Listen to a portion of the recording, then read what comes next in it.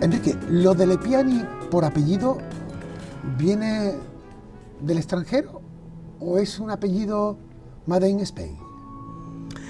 No, yo cuando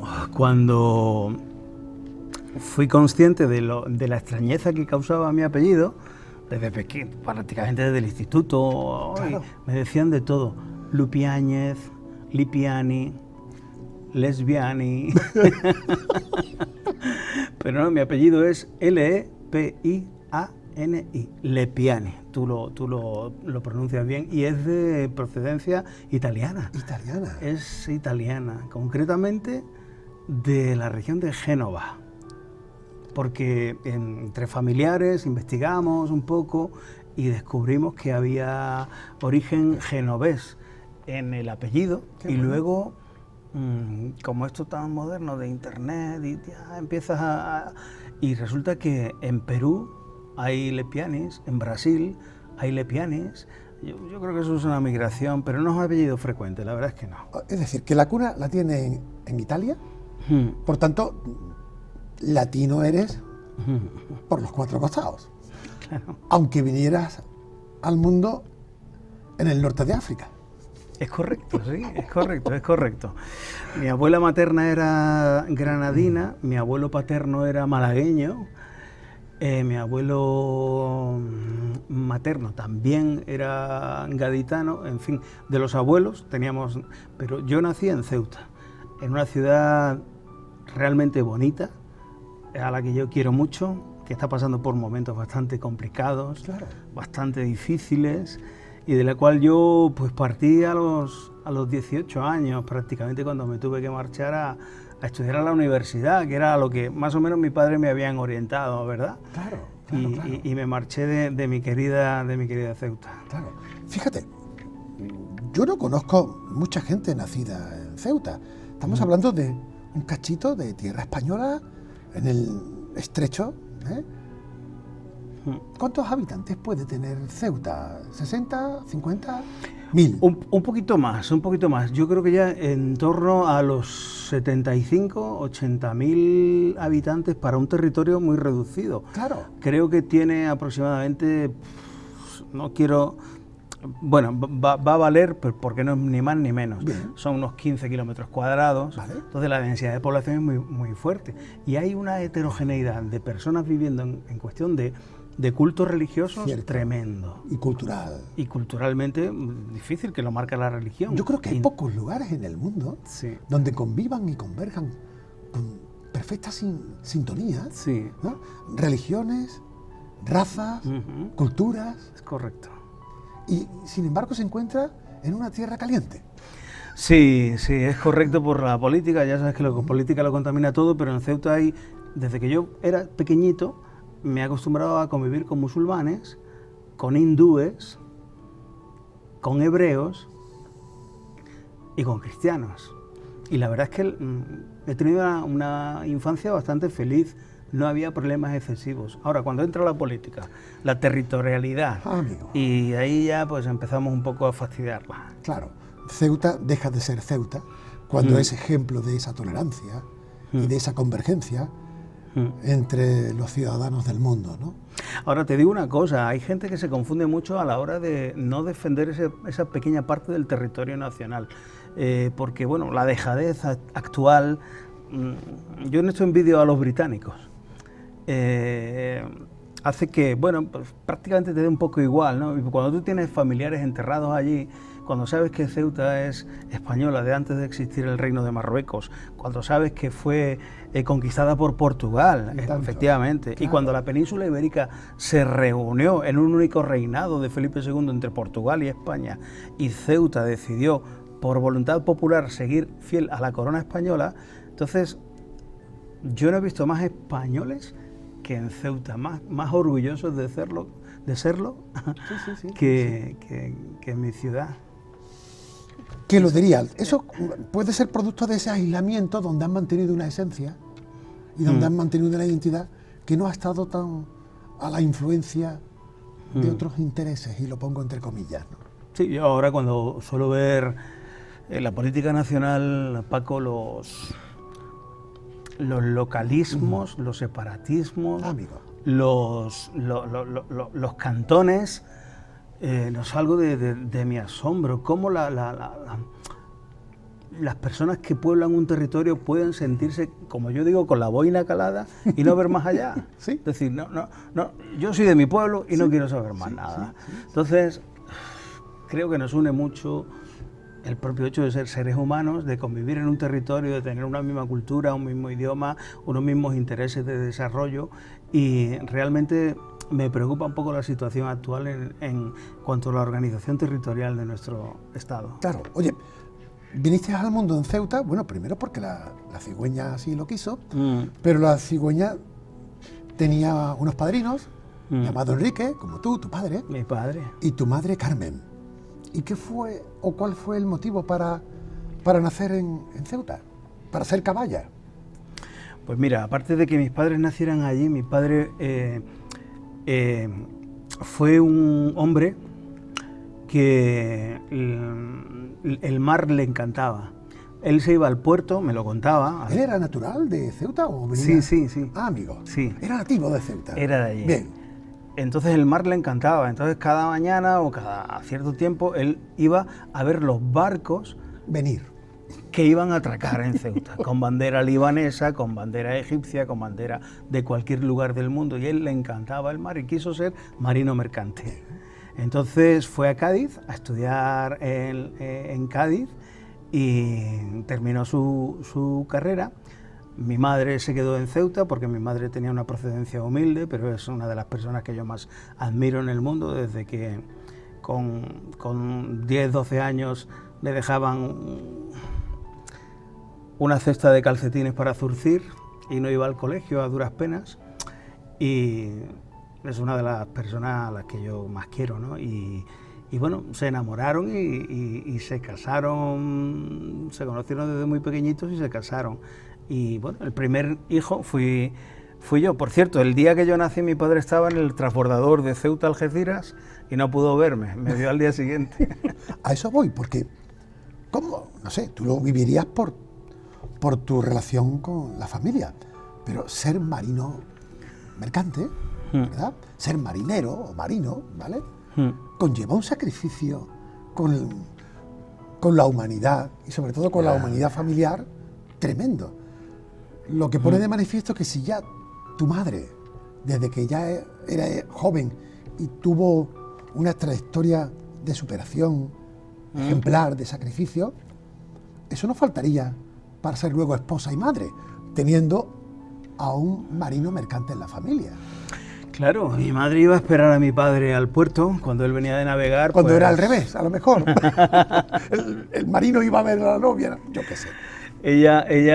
Yo nací en 1964 y entonces, pues, imagínate, mi madre era desde pequeñita zurciendo y cosiendo en un taller de costura en donde la tía de mi padre era la dueña. Entonces, bueno, pues se conocieron desde muy pequeñito y mi padre se enamoró de ella. Entonces venía al puerto, eso me cuenta mi madre, y todavía tengo por explorar cajas de postales de Dance, de Estados Unidos, del mundo entero. Bueno, no había internet. Del mundo entero. No había móviles, todo era a base de cartas. Querida Carmela. Qué fuerte, qué fuerte. Y una letra, bueno... caligráfica. Increíble. Echo de menos escribir, ¿eh? ¿Tú no? Bueno, mira cómo escribo. Escribo con letras mayúsculas. Claro. Porque la literalidad Y la caligrafía la he perdido con el tiempo. Sí. Con lo cual, Con los teclados. claro. Y además con otro hermano, ¿no?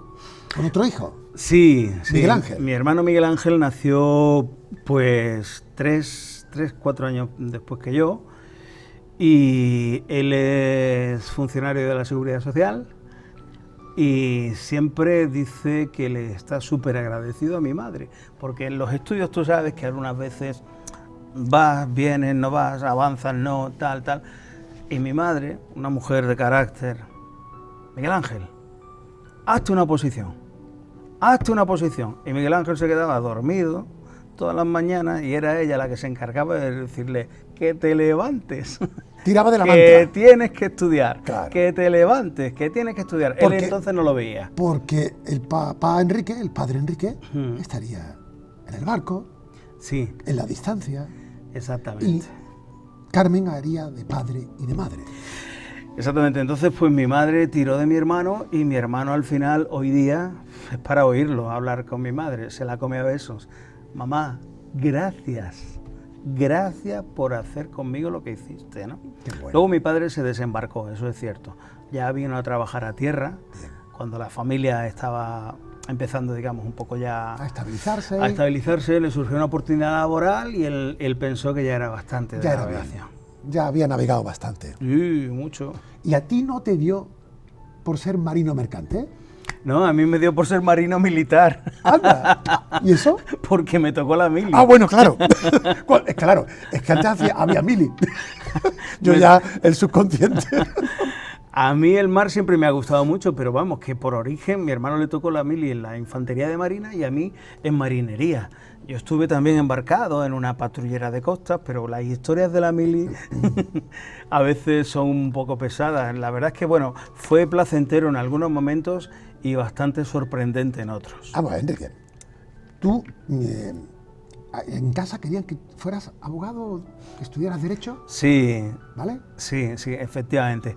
Porque en la familia paterna, en la familia de mi padre, bueno, su padre era procurador de los tribunales, Tu abuelo. mi abuelo, que yo no conocí, porque murió con 39 años, mi padre se quedó huérfano con 12, entonces yo no lo conocí, pero digamos que la familia paterna era procuradores de los tribunales en relación con la judicatura. Claro. Y él tenía, bueno, una especie de ilusión para que Porque yo... hubiera una continuidad familiar, ¿no? Sí, claro. Ya claro. que él era marino mercante, pues que no sé, el hijo, el nieto en este caso, tuviera, pues no sé, una herencia jurídica, ¿no? A nivel profesional. De hecho, yo empecé a estudiar Derecho, pero justo cuando terminé mi carrera. Claro, que fue periodismo. Es correcto, sí, yo Vale. empecé...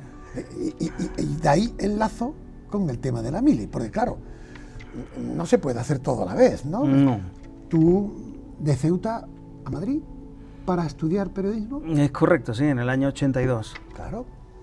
Y claro, en Madrid, 5 años mínimo, ¿no? Sí, la carrera duraba 5 años, ahora dura 4, pero entonces era 5 años. Yo estudié en la Universidad Complutense de Madrid. Claro. La verdad es que el día que yo llegué a la primera clase vi como unas 300 personas en un aula gigantesca. Bromeo con mi mujer y le Un digo, mira... búnker, ¿no? Sí, un búnker. Todo de cemento. Con mi mujer bromeo, digo, mira, nena, el 80% chicas y el 20% chicos. No ha variado mucho. No, ¿verdad? No, la cosa va por el mismo derrotero. Claro, tú lo sabes por tu dedicación también. Y entonces pues me fui a estudiar periodismo a Madrid en el año 82 y terminé en el año 87. Ese año 82, recuerda Paco, fue el año de la victoria electoral aplastante del PSOE. Es verdad. En las elecciones generales, Transición. esa foto de Alfonso Guerra y Felipe González en la Plaza Mayor, Sí, vitoreándola. Sí. Es curioso, Enrique, porque naces y te haces joven en un lugar aparentemente tranquilo, como es Ceuta, donde la historia se escribía sin muchos sobresaltos, ¿no? El comercio, ¿no?, de Ceuta, el tránsito de mercancías de un lado para otro, la permanencia de un Estado en un territorio marcado por la historia, ¿vale? Y de buenas a primeras, Enrique dice, bueno, periodismo, claro, ¿periodismo dónde? Sevilla no había facultad, Málaga menos, a Madrid. Solamente había, creo recordar, en aquellos años, Barcelona, Pamplona y Madrid. Exacto. Entonces yo trasladé el expediente de Granada, que era mi demarcación territorial de la universidad, a Madrid, el expediente académico. Y cuando yo llegué a Madrid, suelo recordar lo que ahora, después de tanto tiempo, me viene a la mente. Digo, yo soy como Alfredo Landa dándole vuelta a la boina, bajando del tren, y diciendo, ¿esto qué es? ¿Esto qué es? Que era cuando no había AVE, Claro que no. el expreso Costa del Sol, Sí. ¿verdad? Sí. Que salía de la estación de Málaga, no se llamaba María Zambrano, no, era la No. estación de Málaga a las 10 de la noche Correcto. y se llegaba a Madrid 9 de la mañana, Mañana. y toda la noche, dale que te pego, en el expreso Costa Pues del tú Sol. tiras de Málaga a Algeciras, que era donde yo iba a coger. Además. De Ceuta a Algeciras. Porque tú lo cogías en Algeciras. Claro, yo cogía el barco en Ceuta, iba a Algeciras, y de Algeciras había unos adoquines así verdosos, verdes. Tu trayecto duraba más. Claro. Llegaba a Madrid, una barbaridad, eran una barbaridad de horas. 14, 15 horas. Sí, sí, sí. Y uno dice, después de todo lo que ha llovido, ¿no? ¿Cómo podíamos sobrevivir ante aquellas circunstancias? Sobre todo, no sé si en tu época, al margen de los transportes que afortunadamente se han agilizado muchísimo, ¿cómo se hacían las carreras universitarias sin ordenador? Pues correcto, sí, sí. Yo me acuerdo que en tecnología de la información nos daban una regla, pero ya no de en centímetros, ¿El se llamaba... tipómetro? Ok, correcto. Es que también... Claro. El tipómetro, ¿no? Entonces, Yo guardo uno, ¿eh? ¿Ah, sí? Sí, además, metálico, no se destruye. Sí, sí, el tipómetro para diseñar páginas, sí, Claro, era... con los cíceros. Se queda, ¿verdad? Es verdad, es verdad. Yo colaboré en un periódico en Ceuta mientras estaba haciendo la carrera porque mis padres no se fueron ¿El de Faro? El Faro de Ceuta, correcto. Qué bien. El Faro de Ceuta y veía a las linotipistas cuando entregábamos las páginas, clac, clac, clac, clac, clac, clac, clac, clac, clac, clac, y aquello era, o sea, la evolución que ha sufrido la tecnología de la información es impensable. Totalmente. Impensable. Con lo cual, podemos decir que somos de la generación que hizo carrera universitaria sin internet Sí, y sin ordenadores. sí. Todo era a mano. Copia y pega no. No, para nada, ¿verdad? Un trabajo era un trabajo. Exacto. Tiene usted que hacer un trabajo de estas características y, bueno, yo recuerdo te vas a dar cuenta cuando te explique esto, porque, bueno, tú eres profesional. A mí me encargaron hacer la doble página del fin de semana en el Faro de Ceuta sobre temas que yo eligiera.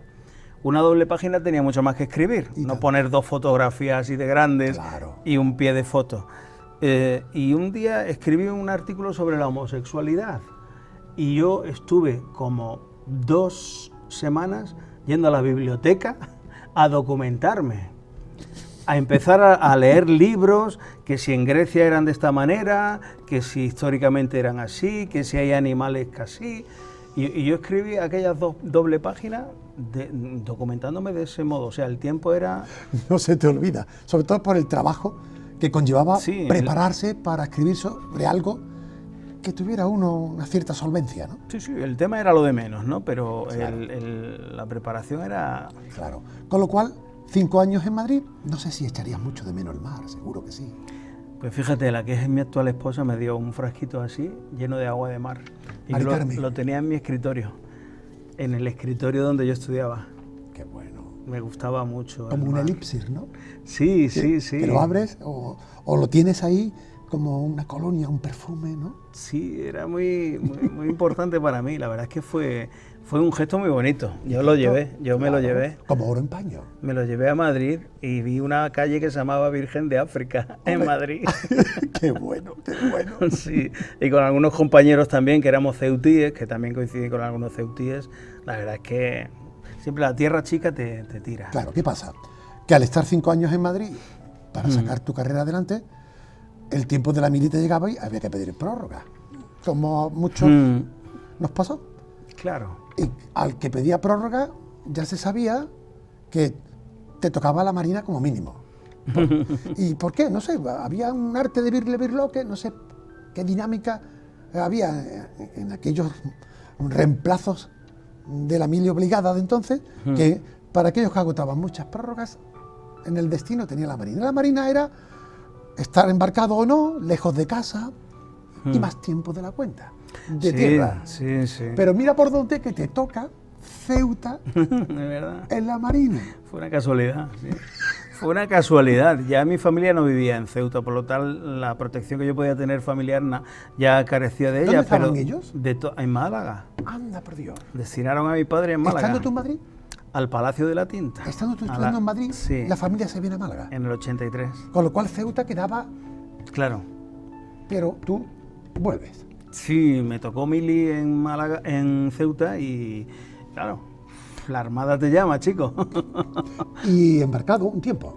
Sí, estuve en una patrullera de costas con un teniente de navío y después de navegar, que casi yo en el Pantalán cuando salíamos, yo creía, digo, es gratis la cerveza aquí, porque El baile. el baile era increíble. Pero no me llegué a marear nunca. Y mi padre, siendo marino mercante, dice que jamás se mareó, que vio capitanes de barco vomitar y ponerse amarillos, pero él nunca se mareó con olas de 6 metros. Estaba en la sangre. Y yo afortunadamente tampoco me mareé, no me mareé. Hice una mili, la primera parte, bueno, pues agradable, navegando, y luego ya pues Un trámite. me llamó el comandante de Marina para que me fuese con el subcomandante a su oficina. Y ya pie en tierra. Sí, lo que pasa es que yo ahí jugué a doble baraja porque el periodismo no se me quitaba de la sangre y cuando en Ceuta alijaban una patera con hashish yo me enteraba porque estaba la Armada de Y no por medio podías. y colaboraba en el periódico de Ceuta, A ver cómo te las en el apañabas. Faro. Entonces yo francamente dije, esta es mi situación, digo, yo si conozco una información tengo Sí, pero fíjate, tengo una anécdota que te va a alucinar. ahora me la cuentas, pero a lo que iba. Fíjate que Ceuta te posibilita, por un lado, cumplir con la mili que había que hacer por Ya. entonces, pero también, por otra parte, tener un acercamiento con la profesión en el tiempo que estuviste con el Faro de Ceuta, ¿no? Sí, Entonces, sacaste, digamos, algo provechoso en lo profesional también. sí, cumplí un doble objetivo, ¿no? Iba bien. consumiendo los días de la mili y viendo cosas positivas, conociendo gente agradable, Claro. de todo, oficiales agradables, oficiales desagradables, Claro. gente que no merece la pena vestir un uniforme, en fin, de todo. Oye, ¿y la anécdota?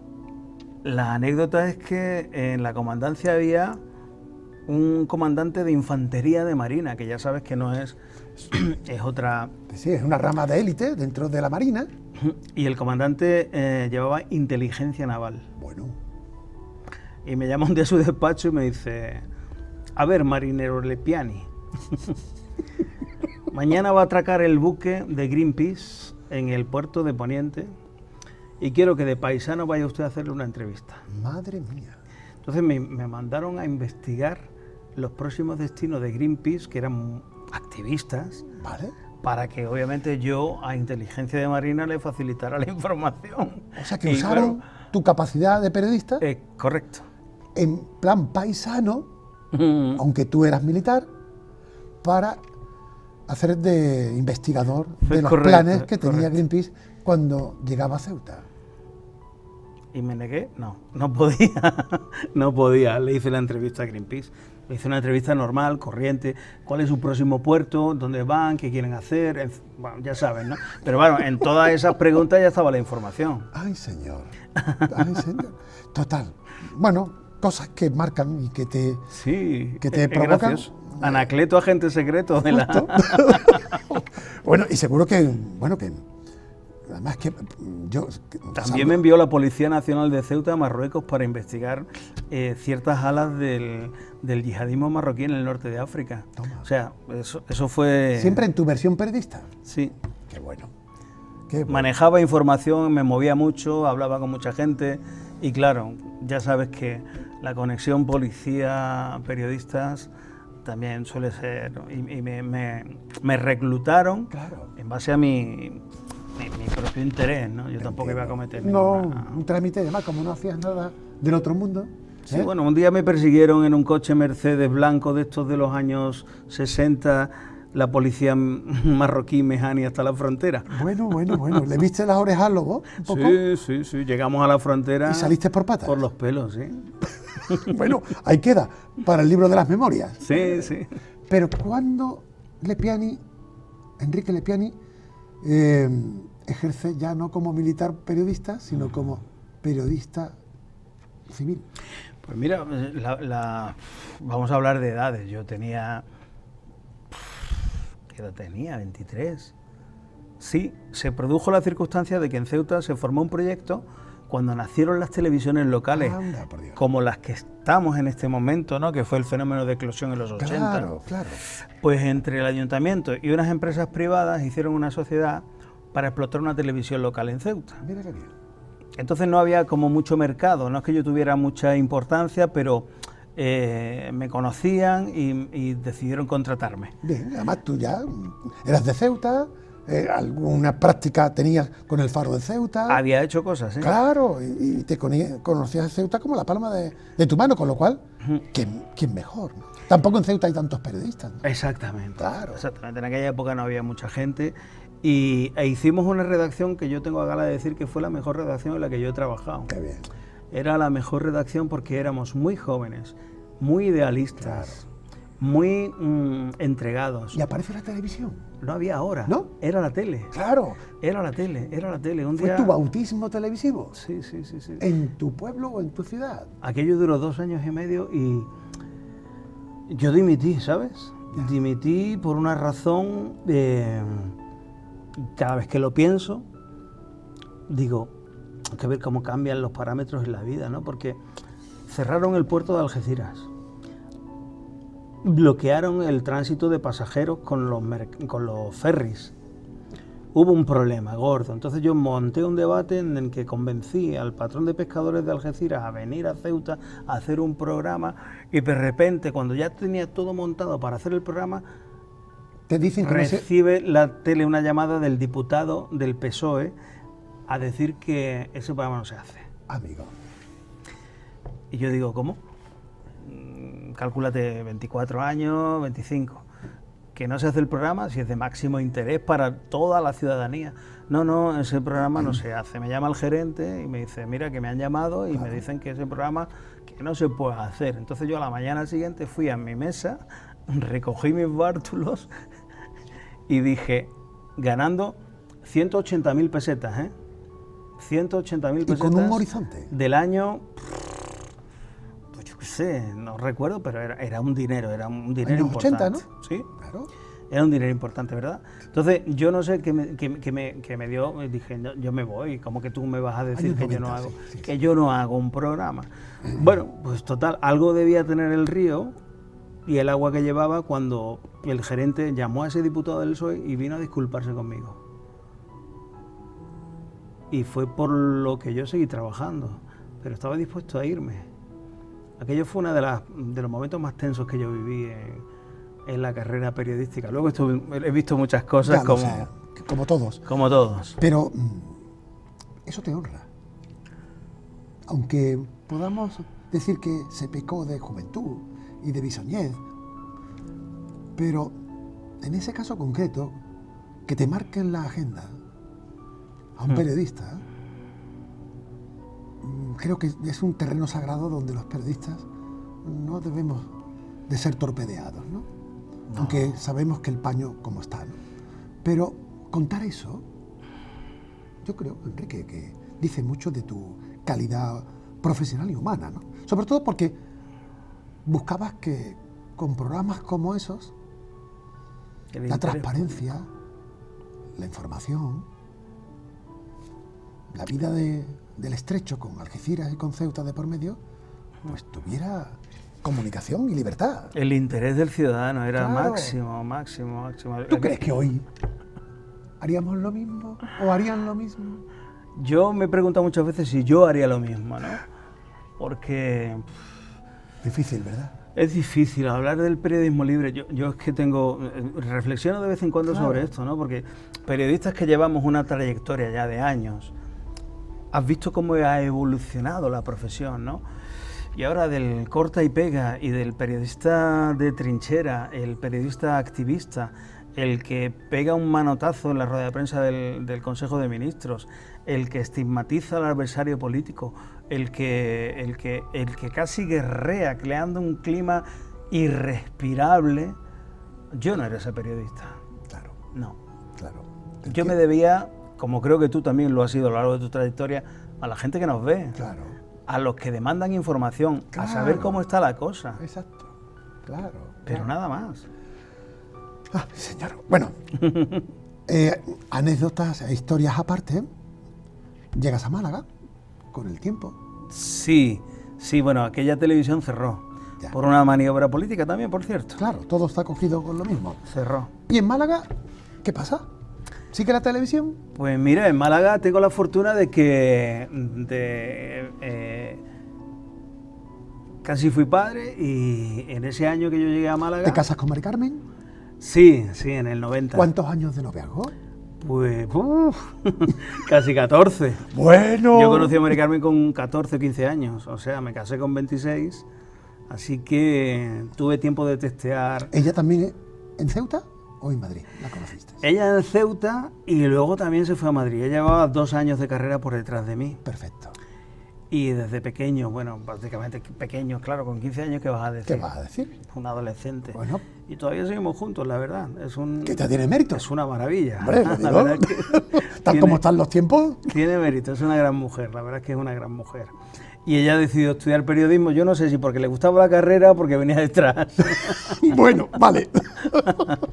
Bueno. El caso es que ella estudió periodismo en Madrid y bueno, terminó su carrera un par de años. Y hubo reencuentro, por tanto, en Málaga, aunque ya habíais casado. Sí. Reencuentro lo digo porque al final trabajasteis los dos en la misma empresa, ¿no? Sí, nosotros trabajamos en una empresa, bueno, supongo que por antigüedad, tú la conoces suficientemente, PTV. Claro, Procono Televisión. Procono. Exacto. Procono Televisión, gracias a una amiga de mi madre que conocía, en fin. Y al final yo mandé una cinta de vídeo VHS con mis trabajos y el dueño de Procono Televisión, el dueño, Antonio Carrillo, Exacto. ese día estaba en Procono y resulta que pusieron mi cinta, me vio y le debí gustar y dijo, llamar a este chico. Qué bien. Entonces, bueno, pues me vine en el mes de noviembre del año 91 con un atillo a entrevistarme en Procono Televisión, a ver qué tal resultaba la entrevista. Que por entonces era la única televisión local, Sí. digamos, ¿no? O habría alguna que otra, pero no estaba el boom de las televisiones locales. No. Era la televisión por cable, que era el vídeo comunitario, ¿no? Por llamarlo en el argot popular, ¿no? Recuerda que estaba en Málaga Televisión de Miguel Soto, ¿puede ser? Pues posiblemente que iba por ondas Sí, iba y por por onda. Procono iba por cable. Cable, éramos las dos únicas. Exacto. A mí me invitaron a algunos programas en la otra televisión. Exacto. Y ahí encajaste en informativos. Allí empecé en informativos. Miré un reloj que tenía 12 horas, pero al final tuvo 24. Y trabajé. Tus padres ya estaban aquí, Sí, en Málaga, sí. claro. Y digamos que, Trabajé mucho, pero muy a gusto. claro, sobre todo porque es que lo de Procono es una historia para contar.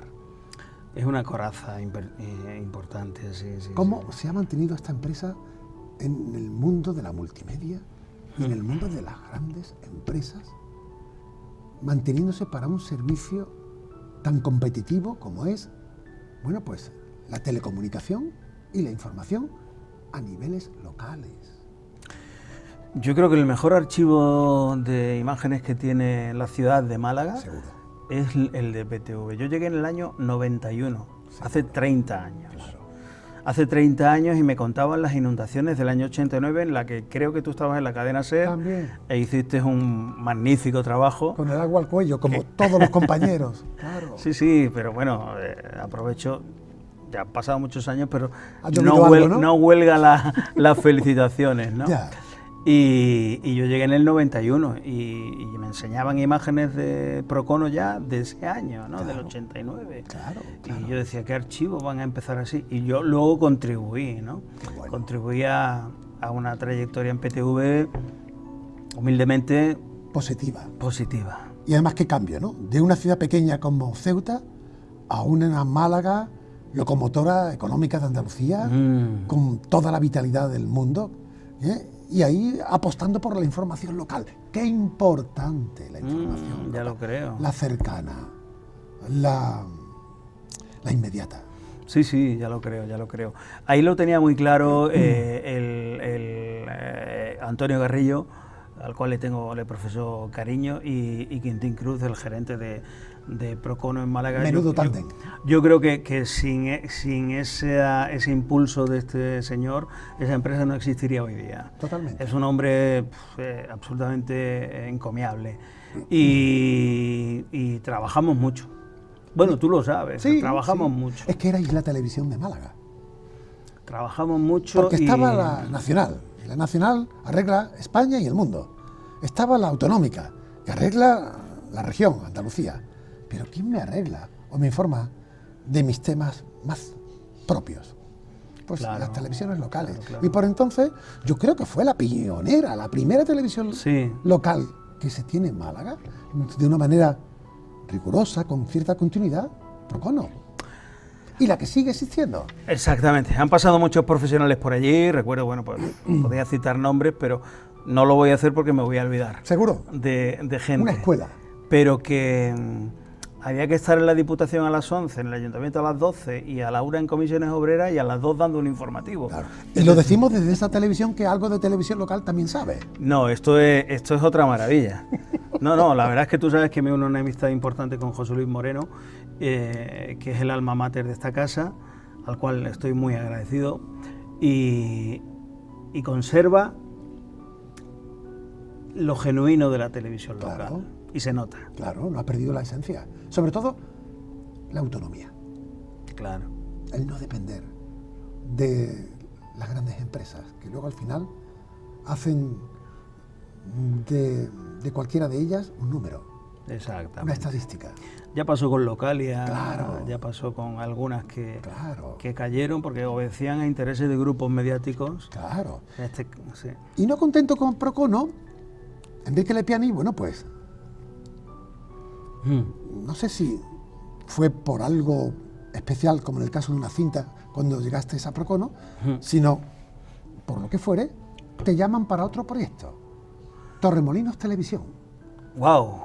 Sí, señor. Cambiamos lo privado a lo institucional municipal. Un cambio importante. Muy grueso.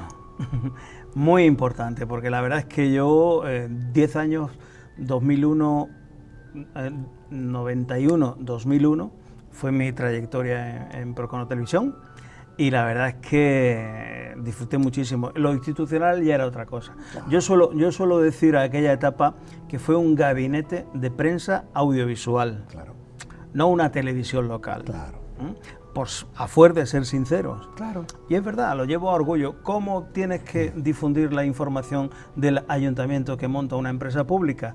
Obviamente hablando de la obra que ha hecho, claro. Donde ha ido el alcalde. Porque los otros medios no se hacen tanto eco. Es correcto. Y tienes que compensar con quien está intentando que esa información municipal llegue a todos, también a todos los vecinos. Sí, los ayuntamientos contratan medios privados y yo estoy absolutamente a favor, pero obviamente deciden montar televisiones locales, aunque tenga un atisbo de crítica política de que están teledirigidos las televisiones, vale, bien, bueno. ¿Y qué televisión institucional no está teledirigida?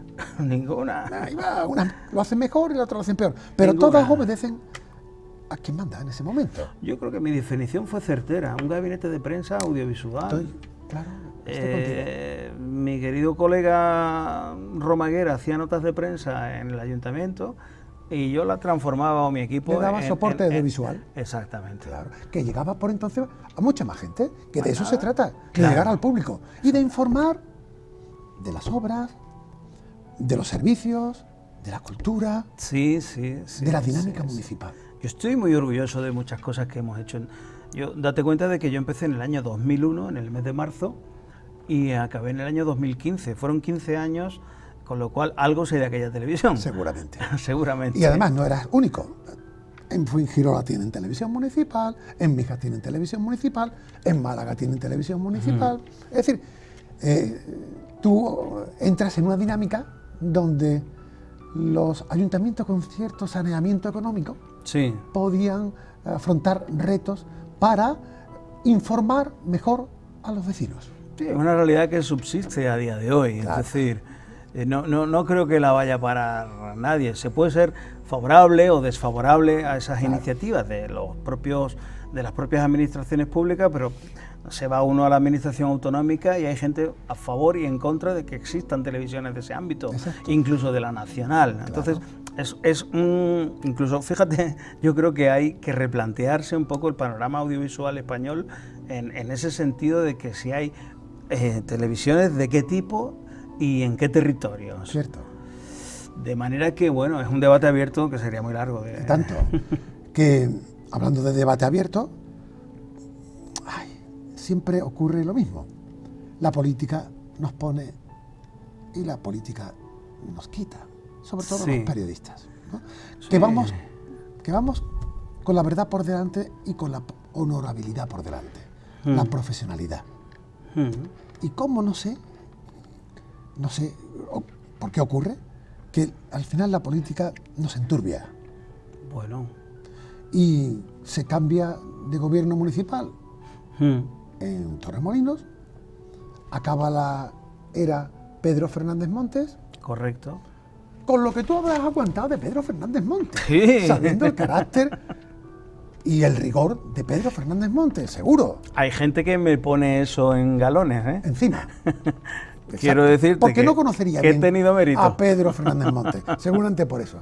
Cambia el gobierno municipal, viene otro gobierno y oye, yo no sé, a la primera de cambio nada vale de lo que había y ahora hay que cambiarlo todo. Sí, aquello fue bastante doloroso. Como un mueble, ¿verdad? No a nivel laboral, subrayo, no a nivel laboral. Fue muy doloroso a nivel personal. Yo creo que la gente que se dedica a la actividad pública no tiene derecho a herir a nadie, ni a ningún ciudadano. Puede errar en sus decisiones, pero sin ningún ánimo de revancha y sin ningún afán de venganza, mi salida de aquella empresa fue bastante excéntrica. El Partido Socialista formó gobierno con una Coalición. exdiputada una ex concejala de Vox, una tránfuga, eso sería ya también para hablar. Claro. Otro de Ciudadanos también, que no hay, es otro impresentable, y gobernaron. Entonces, desde junio transcurrieron 6 meses, 1, 2, 3, 4, 5, 6, hasta diciembre, en el que, yo no sé si eligieron el día bien, el 28, De diciembre. Santos Inocentes, me llegó una señora que se llama Carmen García Bernal, concejala de personal, y un señor del área de personal, un sindicalista de UGT, Los hombres de negro. de eso de colmillos retorcidos. Anda por Dios. Y espolones. Y me dijeron, firma la carta de despido, dame las llaves del despacho, dame la llave de la caja fuerte y tienes 15 minutos para irte. Se sabían perfectamente lo que tenían que decir. Eso fue a las 9 de la mañana. Yo no cabía en mí de asombro y de nerviosismo. Claro, No esperaba para nada un trato así de vejatorio. claro. Y me despidieron de esa manera. Yo no entendía nada, entendía que no querrían contar conmigo por razones obvias, de que querrían algún otro o otra persona al frente de la televisión. puede ser lo lógico, comprendo, pero claro. un maltrato de esa índole personalmente bastante difícil, y más es que no sé si siquiera merece la pena volver a recordarlo. El teléfono de empresa contenía fotografías personales de... Hasta eso. Porque obviamente uno hace fotos, no va a cambiar de teléfono. Y durante 15 años te acostumbras. Yo pedí extraer mis datos Y ni siquiera. y ni siquiera dejaron que extrajera fotos de mis hijos. Claro.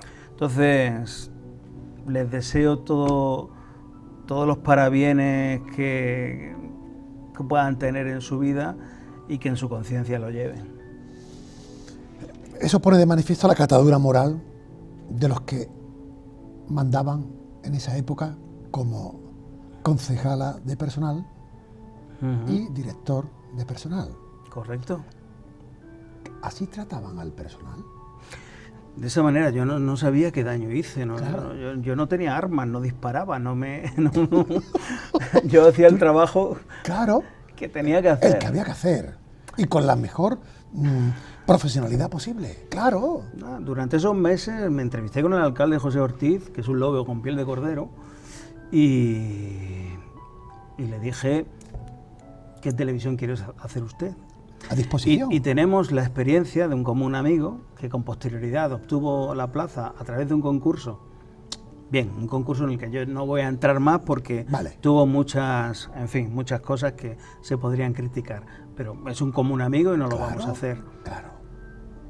Y a las primeras de cambio va y le cortan el cuello. A lo que voy. ¿Quién es mejor y quién es peor? A lo que voy. Somos a veces los periodistas colillas de usar y tirar o papeles que se usan y luego terminan en la papelera, ¿no? Sin más historia, ¿no? Quizás también parte de eso la tenga la profesión. Sí. Porque no hayamos sabido buscar las circunstancias, los medios para que se nos respete, ¿no? Es correcto, yo soy de tu misma opinión, pero como lamentablemente ahora cada vez que sale una persona de la Facultad de Ciencias de la Información con 25 años, a veces me da mucha pena porque es como un pequeño potrillo con unas riendas en las que le dices por aquí, por allí y por allí. Y no pienses. Y no piensas. Exacto. Porque pensar puede ser perjudicial. Claro. Aquí el que piensa soy yo. Y tú obedeces. Sí. ¿Y sabes lo que pasa? Que eso, para con los periodistas que ya tenemos canas, eso ya no vale. No, ya no vale. No vale. De ninguna manera. Por eso cada vez hay menos periodistas con canas. A gala tengo de haber empezado a colaborar de la mano de José Luis en esta televisión. Claro. Que tú lo sabes, Claro. Empecé en mayo, vamos a retomar próximamente el programa. La palestra. La palestra. Bien, me encanta. Y no he sentido el mínimo aliento de la censura en el cogote para nada. Ah, amigo.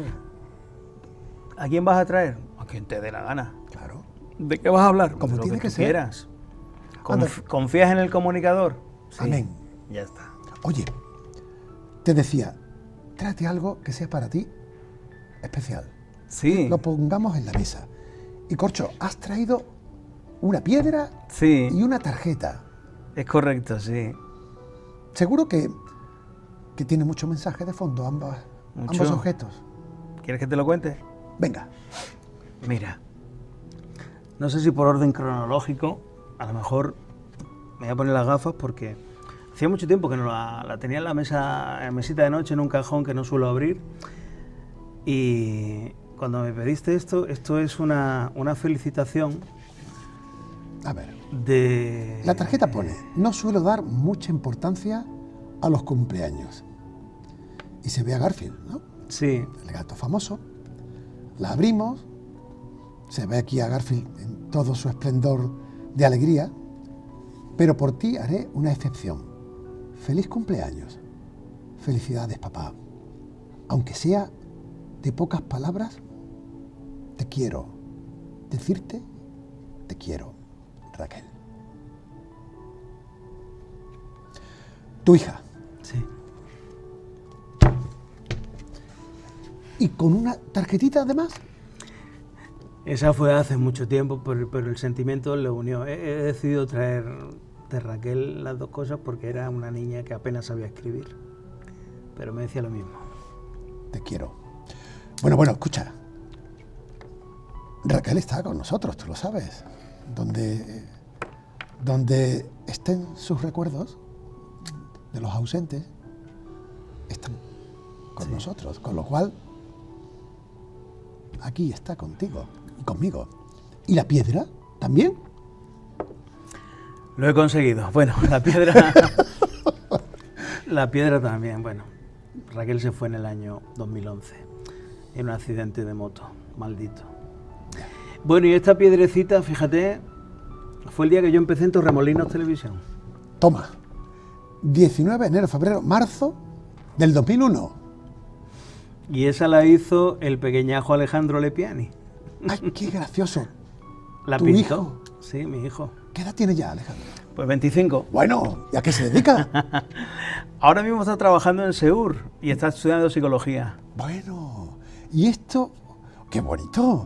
Un pisapapeles, Un ¿cómo? pisapapeles, me lo pintó en el colegio y dije, este aquí que me va a dar suerte. Me dio suerte durante 15 años. Qué bueno, qué bueno. Durante 15 años, sí. Qué bueno. ¿Sabes lo que te digo? Estas son las cosas que nos vamos a llevar. Sí. Porque esto y otras muchas más satisfacciones son las que caben en nuestro morral, las que ocupan el espacio de esa vida que procuramos a diario, disfrutamos, la sentimos y la adoremos al mismo tiempo, ¿no? No estamos aquí para hacer riqueza ni dinero permanentemente, y yo casi que cometo un abuso contigo porque esta camisa era de mi padre. ¡Qué bueno! ¡Azul de mar! Esta camisa era de mi padre, no sé por qué esta mañana en el armario mi madre me dio ropas cuando él falleció y la tenía por allí y digo, mira, pues me la voy a poner. Así que he traído... Oye, te has traído toda la familia. Más objetos. Falta sí. Mari Carmen. Bueno, esa la llevas aquí. Para siempre. mí es importante, sobre todo eso, porque la verdad es que tú ya sabes, ¿no? A cualquier padre que nos pueda estar viendo, y sobre todo con una situación tan traumática de comprar una moto un día y al día siguiente ya no regresar, solamente un día, pues te marca toda la vida, ¿no? Hace 10 años que ocurrió para 11 y no hay un solo día que no esté pendiente. Entonces relativizo mucho. Claro. Relativizo mucho. Me dan igual el prestigio social, el acopiar fortunas, el ganar mucho dinero. Se puede vivir con poco, ¿eh? Sí. Las rachas malas vienen y de todo se sale. y hay que aceptarlo y ¿Sabes confiar lo que en pasa? Dios. Y te lo digo a boca llena, que me cabreo porque los vecinos de Torremolinos perdieron a un magnífico director al frente de su televisión. Y me cabreo también porque en Procono no pudieron retenerte cuando servías la información de Málaga. Pero me alegro muchísimo, en compensación al cabreo, que podamos disfrutarte en esta casa. Ah, bueno, estoy encantado. Claro. Y esto es un seguir, un suma y sigue. Estoy encantado. Es que a mí me gusta mucho. Claro, es que encima, además, nos gusta. Es que nos gusta mucho, es que nos gusta. Hay que ofrecerle a la gente, al consumidor de información, al consumidor de entretenimiento, aunque yo no me dedico tanto a eso, pero al consumidor de sensaciones, ¿no? Porque realmente la comunicación tiene todos esos aspectos, ¿no? Pues productos sinceros, productos verdaderos. A mí cuando me invitaste al programa dije, madre mía, ¿yo qué voy a decir? Y me siento súper a gusto, gracias a ti, ¿no? Pero verás por qué. Pues porque profesionales como tú, como los que estamos con canas, son más necesarios que nunca. Y sobre todo en una sociedad donde cualquiera que tenga un móvil se cree periodista. Sí. Y eso no puede ser. Las redes sociales son un instrumento, pero no es la información. La información es la que tratan los profesionales de la comunicación a través de cualquier soporte.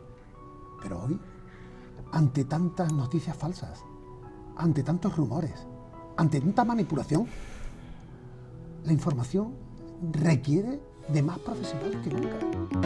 Es correcto.